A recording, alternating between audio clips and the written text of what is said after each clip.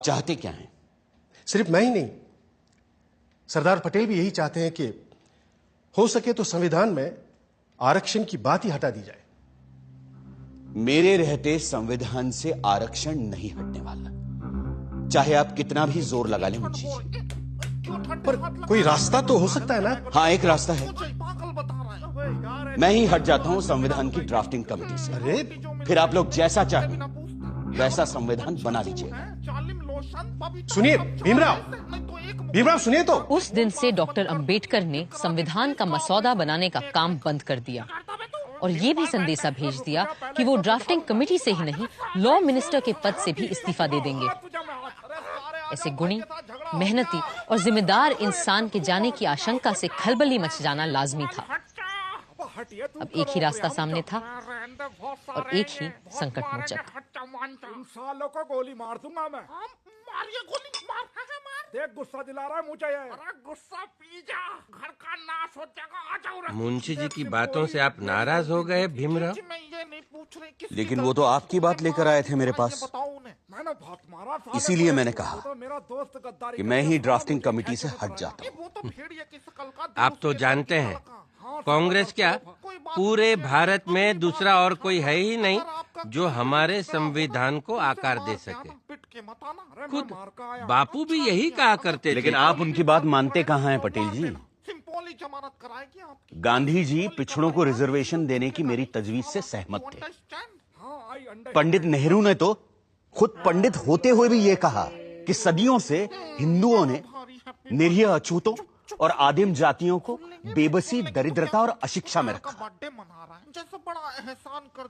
फिर अगर हमें उन्हें सबके साथ बराबर लाना है तो हमें उन्हें स्पेशल ट्रीटमेंट देना ही होगा।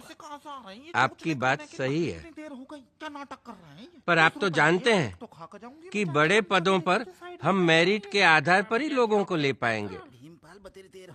तो फिर क्लर्कों की नौकरी के लिए इतना बड़ा जोखिम उठाना? जोखिम? मुझे तो इसमें कोई खतरा नजर नहीं आता।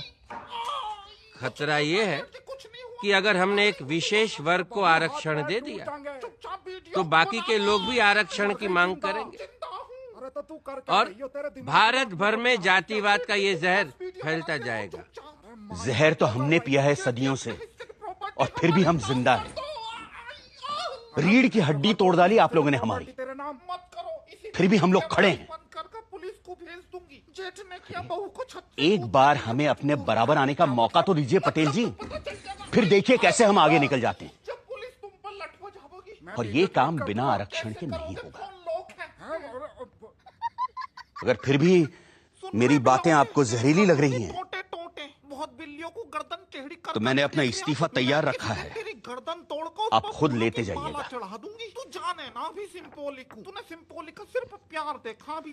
मैं बड़ा जिद्दी आदमी हूँ अम्बेडकर जी, लेकिन मूर्ख नहीं, किसान हूँ। देख कर ही बता सकता हूँ कि कौन सा बीज कल मुझे अच्छी फसल देगा।